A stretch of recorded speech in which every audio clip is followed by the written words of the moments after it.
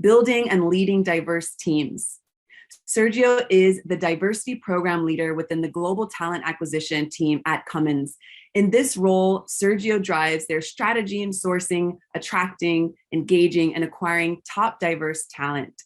Sergio most recently served as the manager for diversity recruiting programs at Boston Scientific, where he developed and implemented strategic plans to influence planning, sourcing, and recruiting of diverse experienced hired candidates to fulfill critical leadership pipeline needs. He also developed and fostered over 50 external diversity partnerships and codified a diversity channel map and action planning process to empower recruiters with multiple resources in which to build diverse candidate slates. Welcome, Sergio. Joining Sergio in conversation, we have Power to Fly Summit Coordinator, Bridget. Take it away. Thank you all for being here. Hi, Sergio. Thank you so much for joining us here today. We are so excited to have you and Cummins as part of this conversation. And we are so excited to talk to you about leading and recruiting diverse talent. You began your career in the Marine Corps leading overseas missions. In a context where the stakes are critically high, what did you learn about leading diverse teams? Awesome. Thank you, Bridget, first off, for having me. It's a real pleasure to be here. So as you mentioned, I was fortunate enough to start off my professional career as a U.S. Marine after graduating from the United States Naval Academy. And I honestly believe that that's what enabled me to learn and to grow and be successful in all the missions that have been assigned to me. That was because of the diversity of thought and the diversity of experiences of my team. So as most folks know, and I'm probably just preaching to the choir at this point, the U.S. military is one of the most diverse organizations in the United States, with 38% persons of color and 10% LGBTQ, and estimates of up to 25% people with disability when they exit the service. And so when I think about it and how we recruited in the military, in the Marine Corps specifically, it makes absolute sense as to why we got such a broad cross section of the U.S. and our protectorates. It's when you have recruiters embedded in the communities that you serve, you actually get to represent the communities that you serve.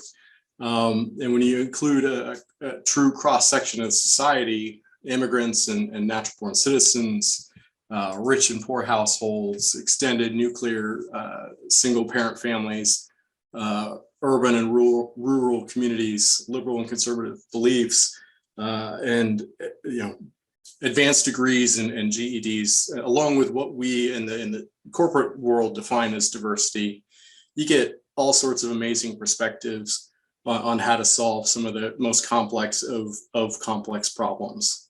And I was fortunate enough to be able to build 3 different sniper platoons. That was kind of my background as an infantry officer and an intelligence officer, to build 3 different sniper platoons over the 4 years. And you would think, okay, it's easy, just find all the Marines that are from Kentucky and from West Virginia who've been, shooting squirrels since, they were yay high or whatever. But that would be a mistake. That would have been a huge mistake from the internal recruiting perspective, because some of my best team leaders were the city dwellers who had never touched a weapon or never even slept outside, before they joined the Marine Corps. And so these leaders provided unique perspectives and helped us solve urban issues that we needed to solve in the real world. So this exposure to a truly diverse and inclusive workplace is what taught me that there's really no right way to be, and there's no right place to be from, as long as we're all focused on common goals. Amazing. That is so important. And in your transition from being in the military to civilian life, what are the things, the tactics, the experiences, the skills that you were able to take from your military experience and bring into your civilian and corporate world? Yeah. So in the military, you learn a lot of skills, and so a lot of those are very specialized skills, what we would call hard skills in the civilian world. that are based on your MOS or your military occupational specialty. And some folks will transition and bring those over with them into their transition to the civilian workforce.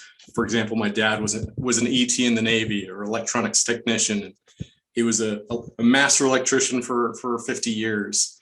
But it's a lot of those intangible skills that you gain, and especially for me, those leadership skills, strategic planning, communications, conflicts resolution, time management, work ethic, and discipline, and those sort of things that really translate well over into my civilian life. And specifically looking at being an inclusive leader is probably the most critical skill that I have, and that I've been able to bring over as a champion for diversity in the corporate world. And folks think, that the military doesn't, think about inclusive leadership. It's more about that autocratic, and it's not true. One of the stories that really shaped my life and really shaped my understanding of being an inclusive leader was written almost 100 years ago. It's called Battle Leadership, from Captain Adolf von Schnell. And he talks about having this general who had three very different but very capable colonels that reported to him. One required just a general understanding of what the overall mission was, and he would be able to accomplish it. And one required very detailed information and was able to accomplish the mission. And then one had to be challenged and told, "Oh, I don't know if you can do this, but I'm going to let you try." And every one of them would be able to accomplish the mission. And to me, that it's stuck with me for a number of years since I was a young lieutenant, and it exemplifies the essence of inclusive and equitable leadership. We as leaders lead, and with a diverse workforce, we don't necessarily need to change ourselves as leaders, but we do need to expand our toolbox. We need to treat everybody with the same respect and trust and confidence and enthusiasm. But maybe you need to deliver your message in a different way to help folks understand, to help inspire them, to bring out their best, and to enable them to succeed overall. And so, like I said, it's a story that stuck with me for 25 years, and so I think it's important for us to think about that as leaders. That's extremely powerful. And before we switch gears, I have an off-script question about the skills that you've brought from you. As a military spouse, I will clean, and then my husband will clean over my cleaning. And everybody says it's a military thing with the tucked bed, the made bed, and the quadruple wiped down counter. Is that a universal skill that's taken from military life to civilian life? Yes, I think so. And so my wife deals with my little idiosyncrasies as well. There's a certain way to fold shirts, and there's a certain way you don't fold shirts. And so, but yeah, it's also about learning what works for both of you. Oh, good. Glad we got that out there. Amazing. Sergio, you refer to yourself as a servant leader. How would you define this, and how does the mindset of a servant leader create cohesion in diverse teams? Yeah, one thing I always have, it's either posted right next to me or on a book with me, is I have something that reminds me and inspires me that my service hasn't ended. I may not be wearing a uniform, but my service hasn't ended. And I pay $1 to somebody who can put in the chat where it's from, figure out how to get it to you. Anyone who wants to be first must be the very last and the servant of all. And it's something that I really believe in. It's whether it was as a Marine serving my country, or whether it's in a more localized fashion, supporting my local community. I've been blessed to be a governor appointee on a disability oversight committee in the last state that I lived in. And I've been selected to serve on a number of nonprofit boards that serve veterans, people with disabilities, underrepresented and underprivileged communities, underemployed communities. And And for me, I could go into the details of the 14 leadership traits and 11 principles that Marines live by, but nobody wants to hear that. So I just summarize, for me, what servant leadership is one phrase. It's leaders eat last. And in the Marine Corps, this is both literal and metaphysical. So at any field op, the senior leaders, if there's any sort of food that needs to be served or drinks that need to be served, the senior leaders provide those to the junior Marines. And so you're literally fueling the bodies that you have the privilege to lead. And as an officer, sometimes you run out of food. Sometimes that runs out by the time it gets to you, but that's okay. You can survive without food for a day, especially if you have the knowledge that your troops are fed. That sustains you. And so in the civilian workforce, it's not as literal, but time is that commodity. Time is that special commodity that sometimes you'll run out of free time by giving your diverse mentee the advice that they need in that particular moment. Sometimes you run out of time, having that discussion of why they should stay in the organization. And sometimes you're giving them the confidence for that promotion, to go for that promotion. But for me, leading by example, paying my successes forward, and empowering the next generation, make sure that the team is fed and that I'm sustained as a servant leader. That is so powerful. I just took a bunch of notes while you were talking. That leaders eat last is just an incredibly powerful, simple statement that, I think that everyone needs to hear. Now, can you tell us a little bit about the tools that you've created, such as strategic pipelines and a diversity channel map to help recruitment professionals locate top diverse talent? Yeah, absolutely. So in my last role and in my current role at Cummins, I've had the opportunity to build programs that don't just admire the complexity of the diversity problem. It's really about building programs that actually put actionable solutions to the issues. And so unfortunately, or maybe fortunately to our audience, I don't have time to talk about all the initiatives that we've gotten to or have on our strategic plan for the year. But I do want to highlight the ones that you mentioned and just kind of the top 5 that I'd like to talk about. And so diverse slates programs is probably the one that has the biggest buzz around it. Everybody has heard about the Rooney Rule, especially if you're in this space, and the McKinsey studies. And to me, I think the diverse slates is a misnomer because it really only checks in at one point of time and it measures one thing. So having a program that works for your organization, whether that is, a diverse slates, Rooney Rule type situation, or whether you're looking more at process metrics, finding what works for your organization is going to be important to have goals and to be able to talk about those goals and to be able to communicate what's going to work best. Directly supporting that is making sure that you have good metrics, and beyond good metrics is the dashboards, making sure that you have dashboards, not just reporting, because reporting just spits out data. Dashboards, to me, really make sure that they answer a question that your leaders are asking, drives decision making to ensure that we are doing the right things in the right ways. With that, having those metrics and dashboards is the third piece, is having action or mitigating plans. So if you have a program, a diverse slates program, and if you have the ability to measure and to show the leadership team what you're doing and where you're at, you need to be able to respond when you have issues that pop up. And so having mitigating plans or mitigation action items at every step in your process metrics is going to be important. Assigning who is responsible for those specific activities and being as detailed as possible ensures that you will continue to have success in moving those metrics. The fourth piece is the strategic pipeline. So we've started our journey on strategic pipelining here at Cummins and really moving along at it.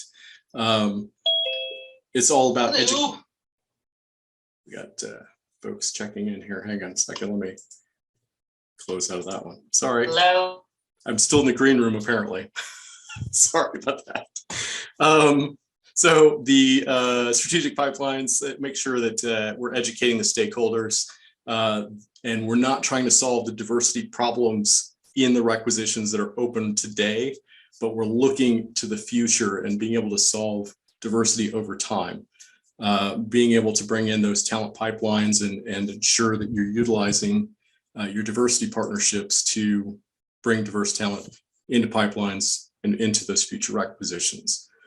And then the fifth piece is the diversity channel map, which you mentioned.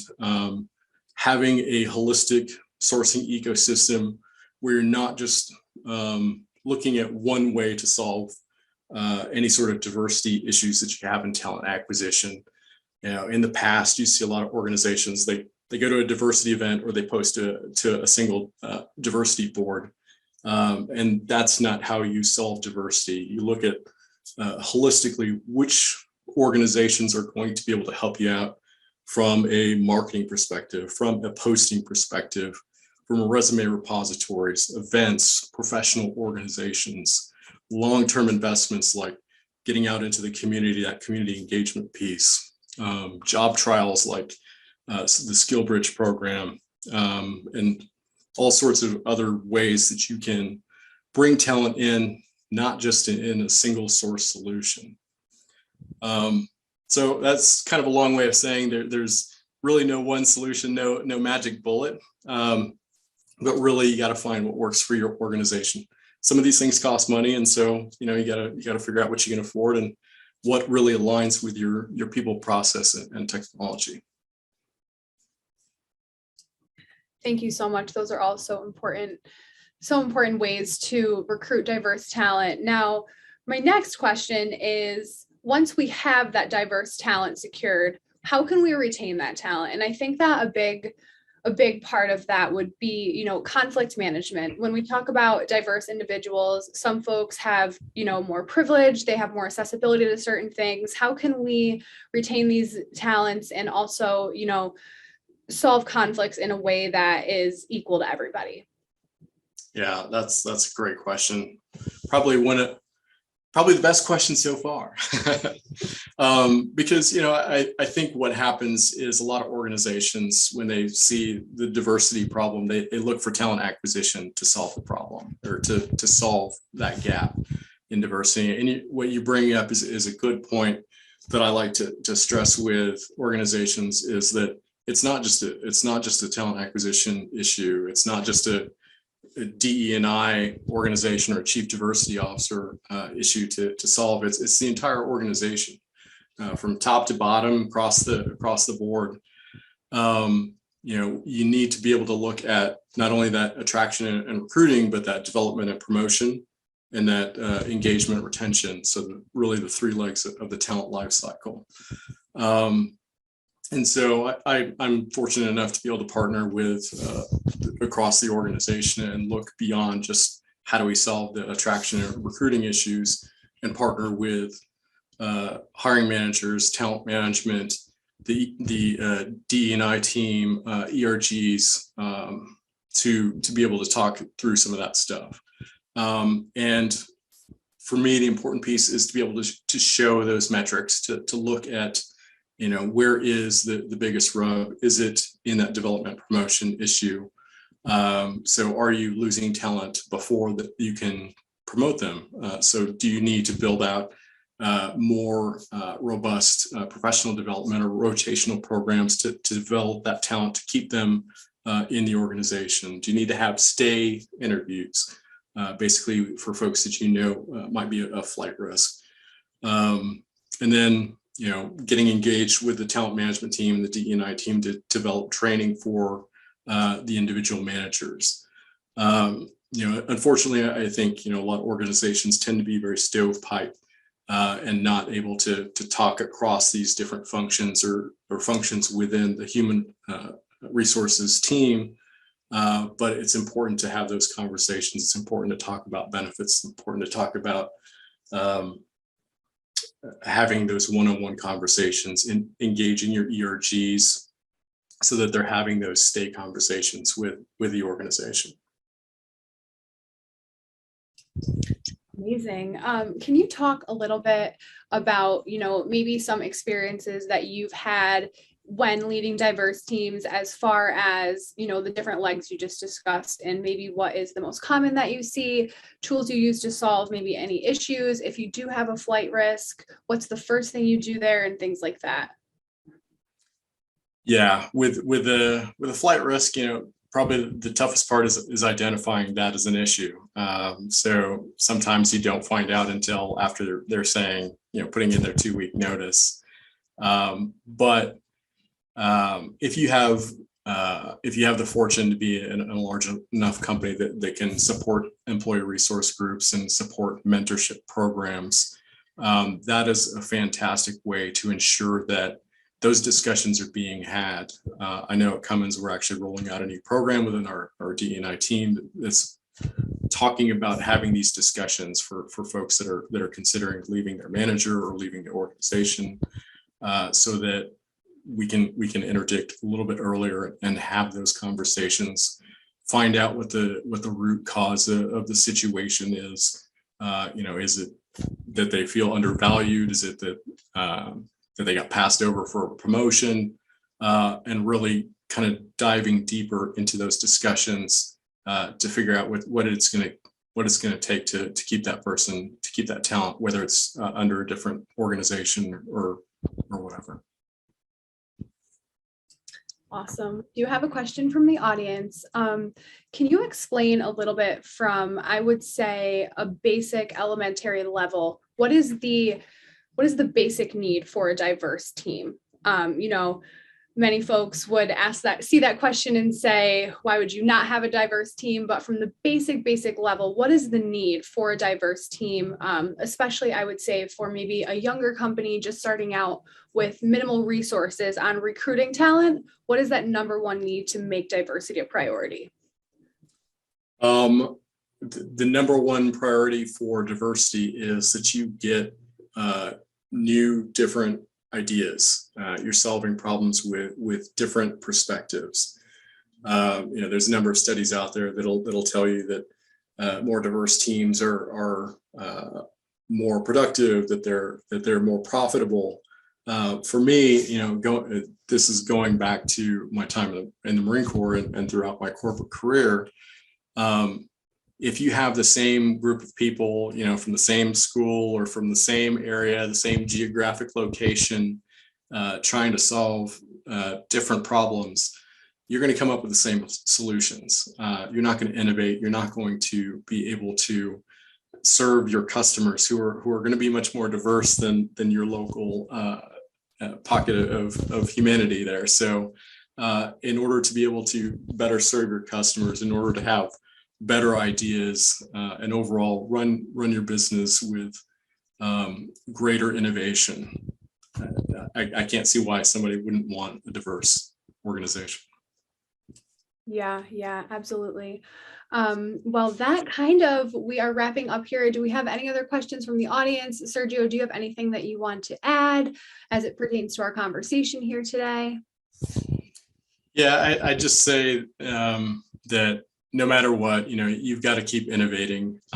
It's, regardless of whether you've been invited to talk at an event or not, there's still more things that I know that I need to learn. There's still more things I know that I need to do for our organization. So whether you've been on the journey, the diversity journey for 30 minutes or for 30 years, you're always closer to the beginning of your diversity journey than you are to the end. So always keep innovating. That's amazing. 2 major takeaways from today are always keep innovating and leaders eat last. Sergio Santos from Cummins, thank you so much for your time today. It's been a pleasure and an honor working with you. We look forward to welcoming you back soon, and thank you again so much. Thank you so much, Bridget.